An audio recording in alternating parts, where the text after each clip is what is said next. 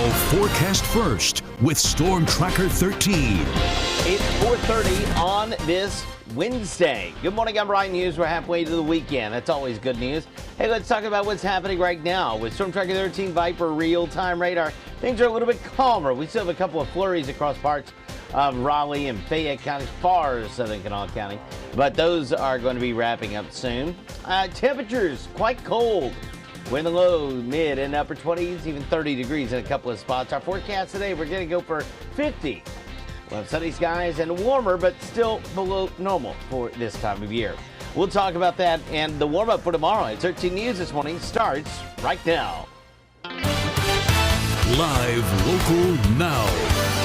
This is 13 News This Morning. Good morning and thank you for joining us. I'm Andi Bernhardt. And I'm Zach Gilleland. A 2-month-old child is safe and her mother in custody after a frantic search in Ashland yesterday. This started when 27-year-old Kayla Simpson left Huron's Place Maternity Center in Ashland with her 2-month-old baby girl Monday night. According to Ashland police, she was under a court order not to leave. Officers were able to locate Simpson Monday night. The baby was also found safe. Simpson was arrested and was in police custody as of Tuesday night. She's facing charges including custodial interference and wanton endangerment. The Ashland Police Department has not released any details on where the mother and the baby were found. State police arrested a man after Monday night's fire at an abandoned building in Lincoln County. 31-year-old William Lusher was arraigned in magistrate court yesterday morning. He's accused of arson. His bail was set at $50,000. The building on Route 10 in Harts was still smoldering as of yesterday morning. The fire started around 3:30 Monday afternoon on the old L.T. Jones General Store. The building was abandoned and more than 100 years old. No one was hurt, but the fire forced some drivers to find another way home. I was right there by the Creek Diner and I happened to see flames and smoke going everywhere. I went around the curve and there was a bunch of cars sitting there. The fire department had already got there. I know it was a ran down building. It's been sitting there empty for years. 13 News was also on the scene as crews battled to put out the flames. 6 volunteer fire departments were called to help. Just days after the West Virginia legislature wrapped up its 60-day session, there's already talk of a special session. The Mountain State now has more than 1,000 vacancies at its jails and prisons, including correctional officers and staff. State and union leaders say those shortages are making the facilities more dangerous. A state of emergency was declared last August, and the National Guard was called in to help. Most everyone agrees the big problem is pay. For example, federal corrections and prisons and jails in most of our neighboring states pay much higher average salaries than West Virginia. So many trained officers here cross the border for better pay. So we got to try to keep up, and not just try, we've got to keep up so that, you know, people want to come here and they want to stay. We have to focus on it. We had 60 days to do something. And when you have record after record after record surpluses, like the governor says, why not put focus on where our needs are? Our correctional system, our jail system. We need to fix it. We need to fix it now. There was a bill to raise the base pay for all corrections officer by $10,000, but in the end, they all got the same $2,300 raise that all other state employees will get. Medical marijuana is closer than it's ever been to becoming legal in Kentucky. Yesterday, advocates laid out how the drug will help ease the pain of chronic illness. The state is where the medical marijuana has gone to die in the legislature in previous years. It's never had the support to even get a hearing. That changed yesterday when Senate Bill 47 won over enough lawmakers to send it over to the Senate floor, giving medical marijuana advocates hope that this is the year it's legalized. Cannabis helps me. I've been crippled for almost 30 years. I know what is best for me. If passed, the bill wouldn't take effect until 2025, giving time for regulations to be put in place and lawmakers to come back to the table next year. U.S. officials say the downing of one of its drones by a Russian fighter jet in the Black Sea will not deter future missions. On Tuesday morning, a Russian jet approached the drone from the rear, dumping fuel. Officials believe the jet meant to come up in front so the drone would fly into the fuel cloud, but pulled up too soon and clipped the drone's propeller. The Pentagon hopes to recover the wreckage before the Russians, but it may take time because there are no Navy ships in the Black Sea. The National Weather Center is warning more than a half a foot of snow may hit parts of the Northeast today. Part of a northeaster that has already dropped more than a foot in some areas and knocked out power to thousands. Out west in California, a storm system known as an atmospheric rivers is combining with snowmelt to push rivers over the edge, breaking levees and flooding communities. Brian? Well, we are definitely looking at a very cool day across the area. Take a look at what's happening right now with our Viper real-time radar. You can see just a couple of little flurries left over across parts of Nicholas and also into Fayette and Raleigh counties. By the way, Nicholas and Webster counties are closed for school today. Temperatures across the area right now, we are in the low, mid, and upper 20s, even a couple of 30-degree readings across the area. Your forecast for today, that's looking at South Williamson and below the Y on your up there at the top of the screen, that is the moon. 50 and sunny today, and then we're going to go for 28 tonight and mostly clear skies. Coming up, we'll talk about the warm-up over the next couple of days and the rain for your Friday. 13 News This Morning continues right after this.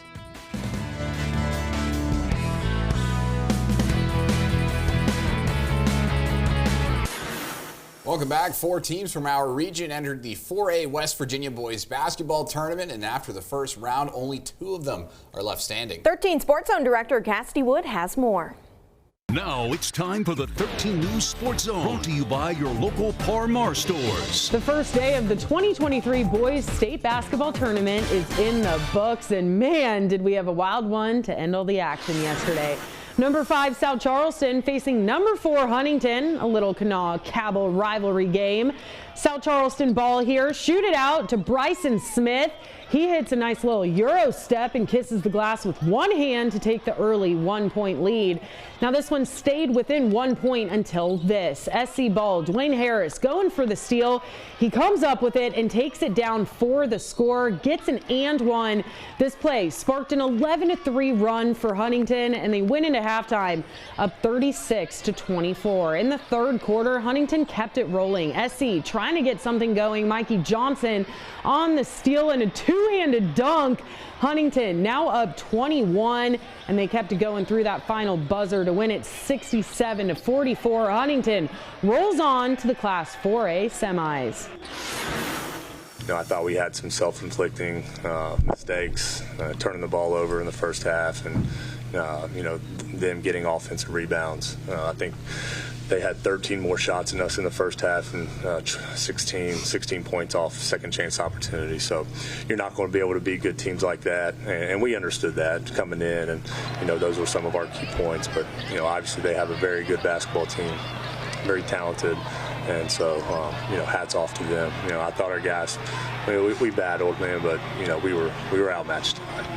I'm just proud of my guys. They were gelling at the right time, playing well at the right time, playing together on defense and offensively, and we're doing what we've been working on, scoring off defense. Huntington will now face Morgantown in the 4A semis. And that's because Morgantown took down Bridgeport 64-39. The Mohegans and Huntington will face each other Thursday night at 7:15 for one of those 4A semifinal games. The other 4A semifinal will be between Jefferson and Parkersburg South after the Cougars down George Washington 52-47. This one was a heartbreaking loss for the Patriots, and you can hear from some of the seniors like Ben Nicole and Brendan Hoffman on WOWKTV.com. Parkersburg South then beat Hedgesville 77-66. The Jefferson Park South game will be played Thursday morning at 11:15. The boys state tournament does continue today, so tune in tonight at 6 and 11 for more of your state's coverage. Also today, Marshall baseball hosts Ohio State at the Go-Mart Ballpark at 1 o'clock. We'll have highlights and postgame of this one at 6 o'clock as well. And that'll do it for morning sports. I'll see you guys tonight at 6 o'clock for a packed sportscast. Thank you, Cassidy. 4:43 is now your time. Headed outside, taking a live look at I-64 Milton. When we return, meteorologist Brian Hughes has your complete Storm Tracker 13 forecast.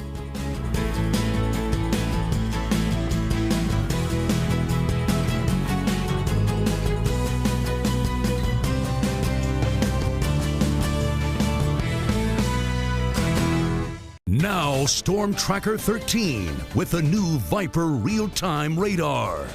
Good morning to you. Time is now 4:47 on this Wednesday, where we're halfway to the weekend. That's always some good news.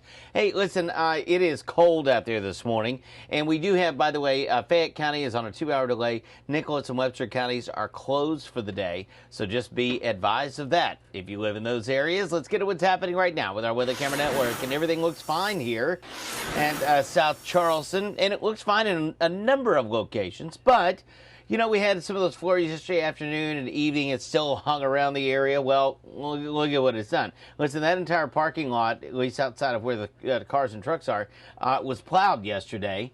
And now we've had light snow flurries overnight that have allowed the slick travel. So that's why late yesterday evening, the school superintendent closed the schools there in Nicholas County and also into Webster County for the day today. Just, hey, let's go ahead and take the day off. But anyways, here we go. Viper real-time radar. You can see a couple of flurries across parts of Raleigh County and also into Fayette County. We've had a couple of those here of late in Nicholas County as well, but right now we're pretty much dry. Temperatures are in the low to mid and upper 20s across the area. 15 at Snowshoe, but it's 30 in Pineville, Logan, Williams, and Portsmouth, Vanceburg. Factor in a little wind. Feels like 13 at Summersville. Feels like 11 at Webster Springs. So, yeah. It's chilly. Okay, here we go. Clouds and radar for the last 6 hours. Not much going on across the region. You can see that we're dealing with some just cold temperatures here across the eastern half of the country. On this map, everybody's in the 20s and 30s this morning. Okay, predictor, forecast model. Here we go. Lunch hour. It's 100% sunshine. Yippee skippy. I'm loving that. 6 o'clock this evening, same thing, but as you see, we go to the overnight hours. Clouds start to move in. There's 7 a.m. for your Thursday, all the way up through the evening and nighttime hours. You can see the clouds are moving in, and also the sprinkles are moving in and that'll be very late. There might be a couple of stray ones. We'll wait for the main batch until we go well past midnight. There's 7 a.m. for your Friday. As we continue throughout the day, you can see we still have some light rain showers left behind. But as we get into the afternoon and evening hours, you still have some rain showers Friday evening that hang around. And then by the time we get into your Saturday, we're going to dry out across much of the area. So your 7-day forecast, we're going to go for 50 today, with sunny skies. 64 tomorrow, so here comes the warm-up above normal. 60 on Friday with rain showers. It'll be a little breezy on Friday and into Saturday. Saturday 44, Sunday 38. 50 on Monday and 55 on Tuesday of next week. Andi and Zach, I do see that by the time we get into the end of next week, we'll have temperatures back into the 60s once again. Yay, I'm looking forward to the 60s this week, too. Before we get to the 30, I'm ignoring that part of the forecast. Yeah, the that Brian made right there. That I completely agree with that. At least it's sunny, though. Well, that's the only sound. But at least it's Wednesday. That's not an Thank you, Brian Hughes. 4:50 is your time. Taking a quick look at your CBS primetime lineup. It's all new episodes of Survivor, Lingo, and True Lies, all before 13 News at 11. Time on the clock now is 4:50. This, of course, is 13 News This Morning. We'll be right back.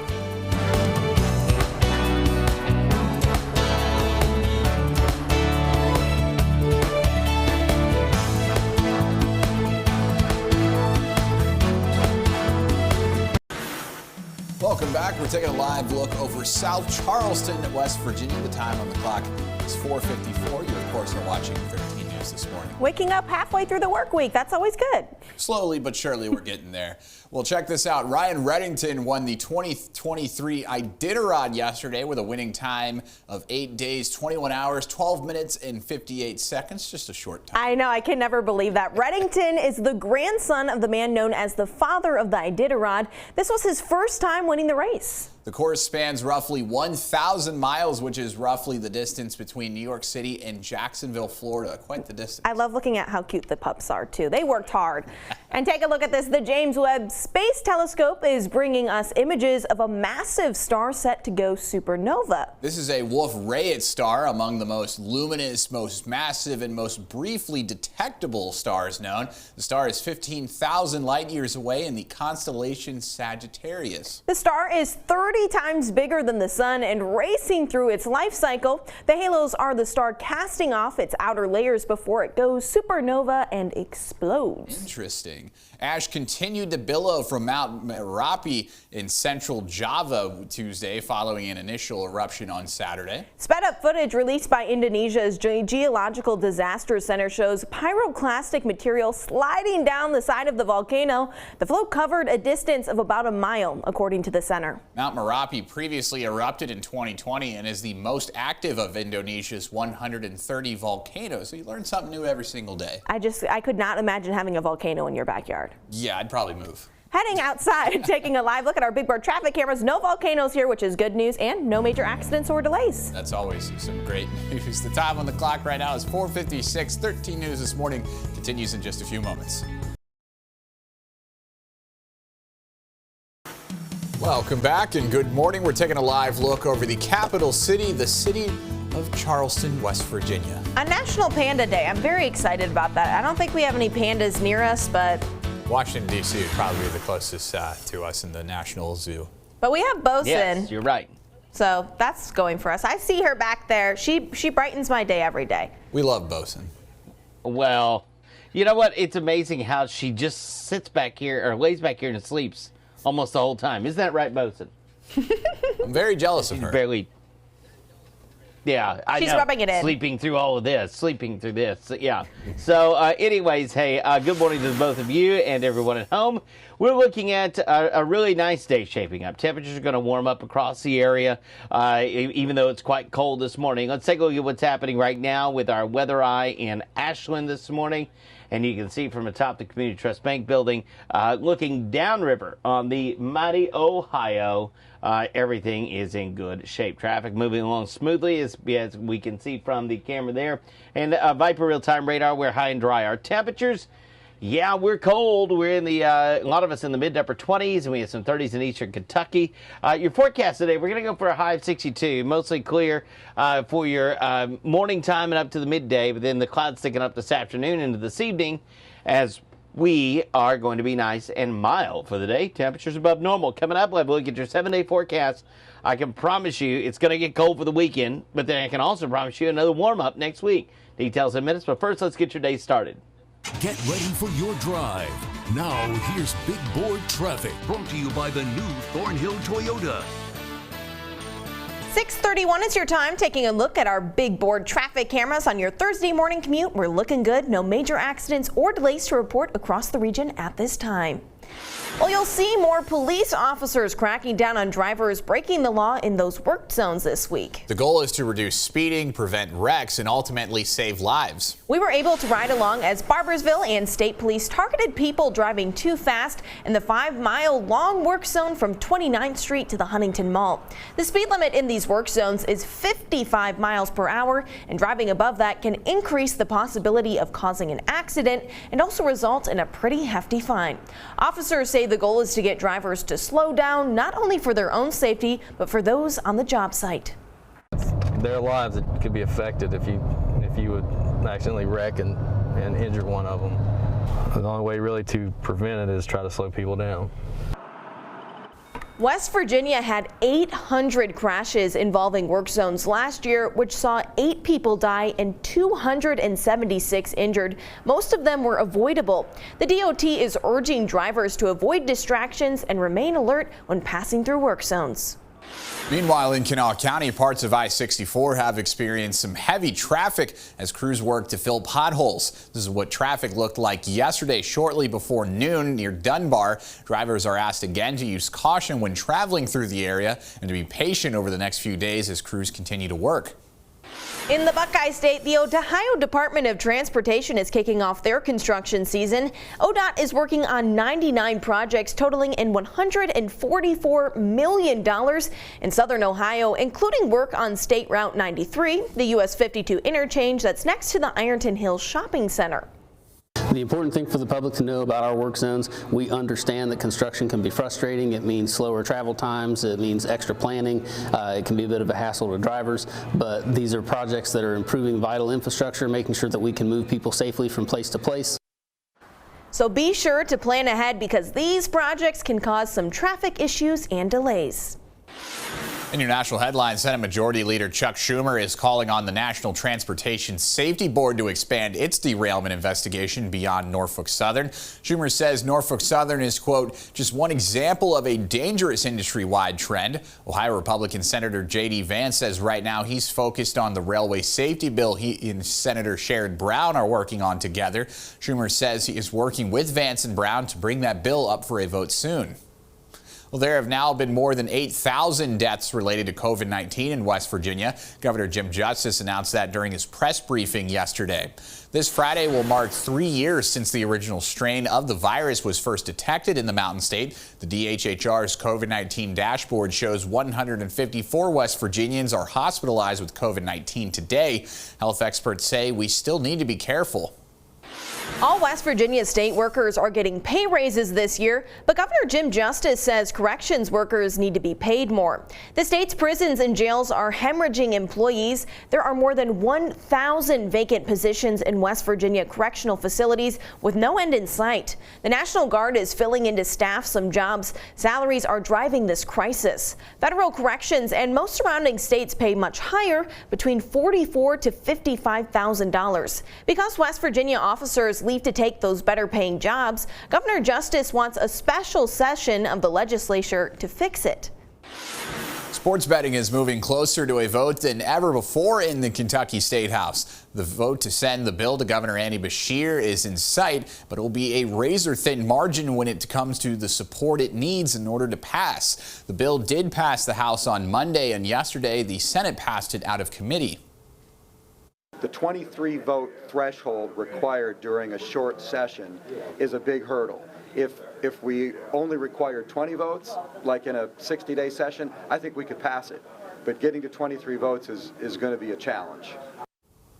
2 weeks from now, lawmakers will be back to take a final reading and vote with only 2 days to make the decision. We'll keep you updated. Ohio University's Southern leaders are considering closing the Proctorville Center in Lawrence County. The school leadership will recommend selling the center. They hope it would go to a buyer interested in using the center for educational purposes. They say the facility is underused and they aren't holding any courses there. Probably wouldn't get to go to college because transportation is a big issue here. I mean, there's not a lot of public transportation, so if you don't have a car, you don't have access to a lot of resources. The vote to determine what's next for this center is scheduled for April 6th. That's the next board meeting. United States officials are going through videos and photos transmitted by the U.S. surveillance drone brought down by a Russian fighter jet. It happened Tuesday over the Black Sea, raising tensions between the two nuclear superpowers. The incident led to a rare phone call between U.S. Defense Secretary Lloyd Austin and his counterpart in Moscow. Treasury Secretary Janet Yellen is scheduled to testify before the Senate Banking Committee today about the failure of 2 U.S. banks over the past week. It's expected she'll be grilled about the Biden administration's decision to repay in full all the depositors, even those with more than $250,000, the amount insured by the FDIC. Get ready for your drive. Now, here's Big Board Traffic, brought to you by the new Thornhill Toyota. On the big board this morning, good news on your Thursday. There are no major accidents or delays to report in Ohio, Kentucky, or West Virginia, but do be mindful this morning as they are going to be working on potholes along I-64. Well, here's a live look at the Clay Center for the Arts and Sciences in downtown Charleston. The time on the clock is 6:37. We'll be back in just a few moments. 13 with the new Viper real-time radar. Time is now 6:40 exactly. Good morning to you. Listen, we're looking at a really nice afternoon shaping up as temperatures are going to be quite mild, above normal for this time of year. So I think everybody should be happy with that on this March Madness Thursday. Let's get to what's happening right now with our Weather Camera Network, and we'll show you 4 cameras here. But I go to South Williamson, Kentucky, doing a little construction here in the parking lot. Nothing wrong with that. Construction is always a good thing, isn't it? Okay, up to Pomeroy, Ohio, on the northeast side of town. We're doing good here. Same thing in Charleston. A little frost on some of the car tops here. You can see a little sunshine developing, a little twilight, and our weather eye in Charleston. So you can see a couple of clouds out there as well. We've had some passing through, but on Viper real-time radar, they've not produced any rainfall. That rain won't move in until we get into the late night, more than anything, overnight hours across the area. Temperatures quite cold. We're in the 20s across the area with some 30s in southeast Kentucky and the coal fields of West Virginia and southeast Kentucky. All across the region, 30 up at Pitt, 32 at Seabus. That's where we've got some of the big games going on. 32 in Roanoke, 24 at Bristol Motor Speedway, 41 in Huntsville, south of there, Birmingham, Alabama, where the Mountaineers are playing today at noon, right here on WOWK. Here's a look at predictor on forecast model. There's the lunch hour, and we are watching the clouds thickening up as we head to the afternoon and evening hours. Go to 11 o'clock at night. There may be a stray sprinkle out ahead of the main batch, but we'll wait for the overnight hours for things to really kick off. By 7 a.m., you can see the rain showers are across much of the area. Now, as we work our way through Friday, we'll still get a couple more showers as we go through the afternoon into the evening hours. Most of that is kicked off to the east. And we're dealing with the clouds, but the clouds will be thinning out Friday night going into Saturday morning. That'll allow for colder days shaping up, and the breeze really picks up for the afternoon on Saturday. You can see those westerly winds working their way across the area, bringing in some more cold air. And that cold air continues into Sunday across the region. And on Sunday, that tropical pressure moves through, and yes, things are just a little more chilled. Temperatures are going to be nice and cold for the weekend, but at least this rain is going to be when it's relatively mild. Half inches possible across the area. And our temperatures today will be, for the most part, many of us in the 60s across the area with some 50s in some of the higher elevated areas. So your 7-day forecast, 62 today as the clouds thicken up this afternoon. 58 for your Friday, 100% chance of rain as we'll have a nice breeze, but a real breezy afternoon on tap for Saturday. 40 for the high. Sunday, oh man sakes alive, 22 the low, 38 the high, ultra cold, but 48, 55, 58 for your Monday, Tuesday, and Wednesday as we warm back up. Andy and Zach, by the time we get to next Thursday and Friday, we will see our temperatures checking in the 60s. Yeah, I'm ignoring the rest of the cold that's coming and enjoying the 62 today. Nothing like living in the now. Exactly. That's exactly what we should be doing. Sunday is the kind of day you just stay inside and you just look outside, but you don't actually go outside with a 38. Yeah, I just can't fathom 38 on a Sunday. I guess I can, but I just don't want to think about it after dealing with the cold the last couple days. We're mentally preparing now. Thank you, Brian Hughes. 6:43 is your time. We're talking sports now, and we're really excited for this one. March Madness gets started today on 13 News with a full slate of first-round action. It starts with the Mountaineers taking on Maryland at noon, and it's top-seeded Alabama beginning their run against 16-seed Texas A&M Corpus Christi. In the late games, Duke takes on Oral Roberts, and Tennessee squares off against Sun Belt champion Louisiana. You, of course, are watching 13 News this morning. To see that full TV schedule, just point your camera at the flow code you see on your screen right now, and we'll take you right to WOWKTV.com. We can hear the March Madness CBS music right now. The time on the clock is 6:44. We'll be right back. Welcome back. 6:47 is your time. A second anonymous letter has been sent to Governor Jim Justice about misconduct in the state police force. Claims a captain stole money from a customer at Mardi Gras Casino in 2021 and that another trooper didn't tell anyone. After Justice received the letter, State Police Superintendent Colonel Jan Cahill was informed about the alleged theft. Cahill let the captain retire the next day. The other trooper was reassigned to another location. Cahill will only say that trooper is no longer investigating crimes, but won't say what department.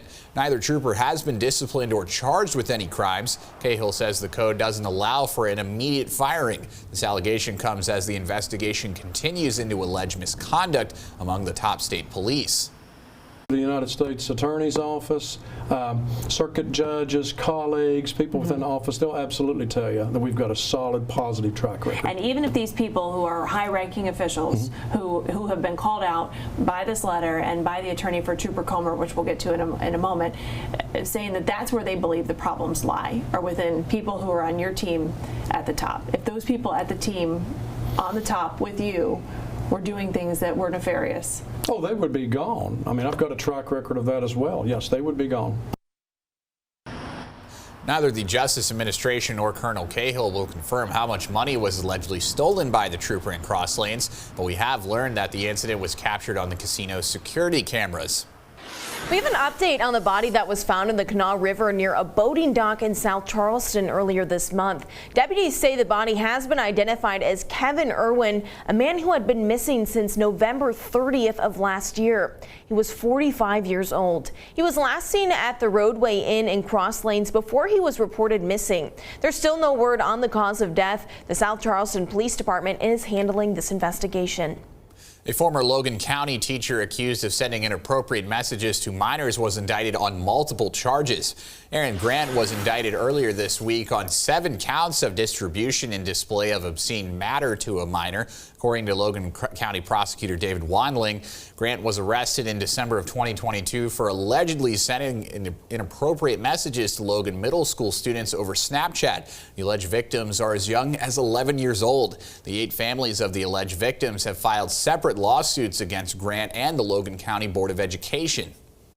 You know, it's terrible that these children go to school, their parents send them to school, and they expect them to get an education, not to be preyed upon by perverts. And we are seeing this not just in this particular case, but we're seeing it throughout West Virginia and, quite frankly, across the nation. The date for the arraignment has not been set. 13 News has also reached out to Logan County Schools for a comment. We have not heard back yet. Well, you may have gone to the grocery store this week or have plans to go this weekend, but for some people in the Mountain State, access to actual grocery stores where they can find healthy food options is limited. According to the U.S. Department of Agriculture, 23.5 million people live what are called food deserts, and nearly half of them are low income.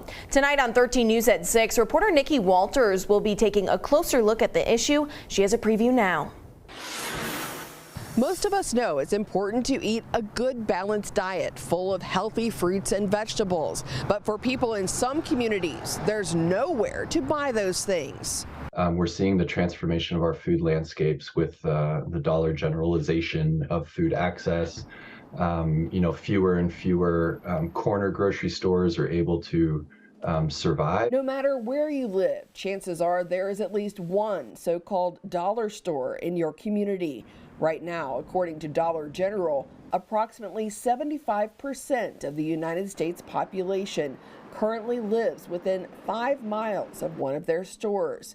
For people without easy access to an actual grocery store, their local dollar store becomes the only option for food to stock their refrigerator and pantry. We deserve to have a grocery store. We deserve to have a gas station. We deserve all of these things, but we just don't have them.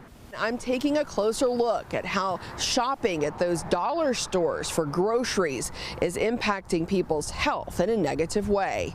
In Rand, I'm Nikki Walters, 13 News.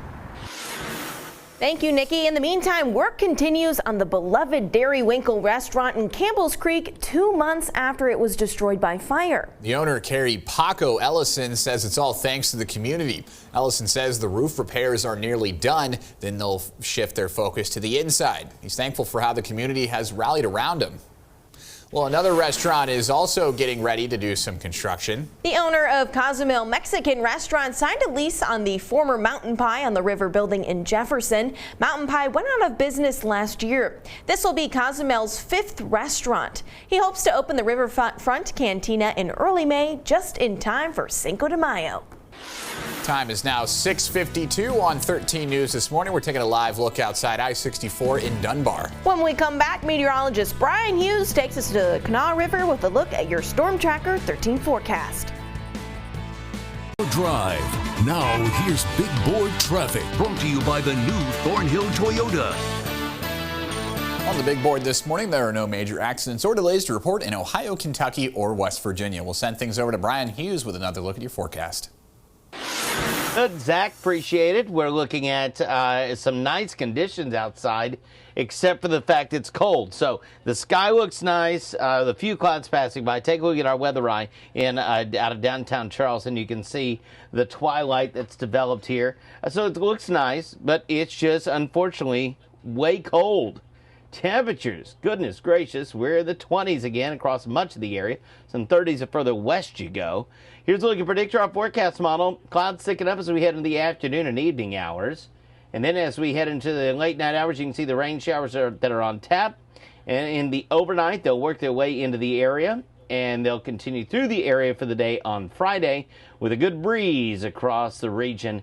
And so after that, it gets cold for the weekend. 7-day forecast, going to go for 62 for today with partly cloudy skies, 46 tonight. The 58 for your Friday, 100% chance of rain. Saturday, 44, it's a breezy afternoon, and 22 the low, 38 the high on Sunday. But don't worry, we'll warm back up by middle of next week. Now here's a look at what's happening at the top of the hour. I'm Michelle Miller. Coming up on CBS Mornings, Anthony Mason talks with pop stars Allie and AJ about their new music and how the sisters feel like they're getting a second chance in their career. That's coming up right here on CBS Mornings. Tell you this, I have not finished filling my bracket out. Actually, I haven't even started yet. I have no idea who I want to win the whole thing because my team's not in it this year. But how are you two doing? I don't even want to comment how I picked my teams. Zach's the sports guy. I just went with whatever felt right in the moment. I have Houston winning it all, but I have Maryland beating West Virginia in all of my money brackets. Oh, wow. Okay, there we go. Hey, well, I can tell you this. Sometimes the sports people don't actually win these things. We're all rooting for me, right? Thanks so much for joining us. We'll see you at 7:26.